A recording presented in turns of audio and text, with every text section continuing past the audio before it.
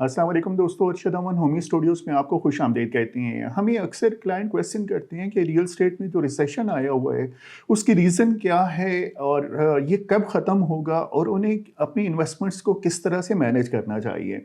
Real estate में recession के हवाले से अगर मैं आपको बताऊँ तो रिसेशन बेसिकली एक कम्युलेटिव मिस्टेक्स की वजह से आया कि हमारे यहाँ कोई ऑर्गेनाइज़ सिस्टम नहीं है रियल एस्टेट में, रेगुलेशंस नहीं है, टेक्नोलॉजी की इम्प्लीमेंटेशन नहीं है। तो जिसका जो जी चाहा उसने कोई हाउसिंग सोसाइटी लॉन्च कर दी, कहीं पे प्लॉट्स की बुकिंग शुरू कर दी, मार्केटिंग कैंपेन शुरू कर दी, उसकी वजह से लोगों ने वहाँ पे बुकिंग कराई। लेकिन जब इकोनॉमिक रिसेशन आया तो ट्रांजैक्शंस कम हुई, इंटरेस्ट लोगों का कम हुआ बाइंग में, तो एक्टिविटी सारी रुक गई रियल एस्टेट में और रियल एस्टेट में रिसेशन आ गया। पहली मिस्टेक जो बायर की तरफ से हुई वो ये हुई कि मार्केटिंग कैंपेन के बेसिस पे उन्होंने ये समझा कि हमारे पास जो फंड्स अवेलेबल हैं उनको हम मल्टीपल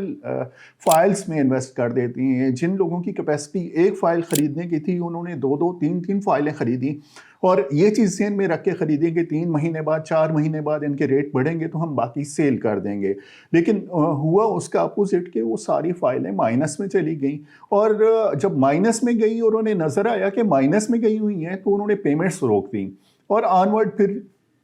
कैश फ्लो की जब डिस्टर्बेंस हुई सोसाइटीज़ की तो सोसाइटीज़ ने डेवलपमेंट के काम स्लो कर दिए और इस तरह से ओवरऑल आहिस्ता आहिस्ता रिसेशन शुरू हुआ और रिसेशन एक्सट्रीम तक गया और कई सोसाइटीज़ ने फिर अनाउंसमेंट की कि वो फाइलें जो फाइलों पे पेमेंट नहीं आ रही थी उन्होंने अपने मेंबर्स को कहा कि आप मर्जिंग करा लें। डिस्काउंट कुछ लोगों ने ऑफ़र किया कि आप जो आपकी रिमेनिंग पेमेंट है उस पे आपको हम इतना डिस्काउंट देते हैं, आप अपनी पेमेंट्स क्लियर करें। तो यहाँ पे जो बायर है उनकी तरफ से मिस्टेक ये हुई कि उन्होंने with in limited budget multiple investments कर दी जो उनका कैश फ्लो अलाउ ही नहीं कर रहा था। दूसरा डेवलपर की तरफ से कि उन्होंने बुकिंग कुछ ऐसी लॉन्च कर दी इस उम्मीद के ऊपर कि उन्हें जब कलेक्शन हो जाएगी तो वो फर्दर लैंड बाय कर लेंगे और एक्सपेंशन कर देंगे अपनी सोसाइटी की।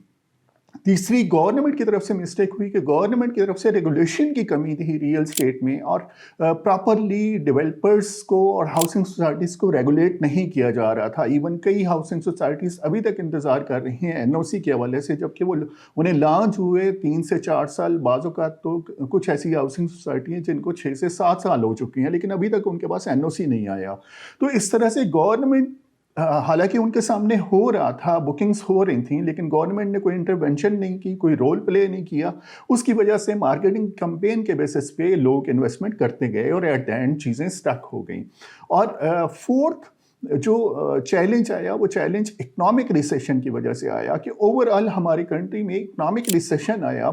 और एक्टिविटीज़ स्लो डाउन हो गई। जो हमारे ओवरसीज़ पाकिस्तानीज़ थे जिनकी इन्वेस्टमेंट अच्छी खासी थी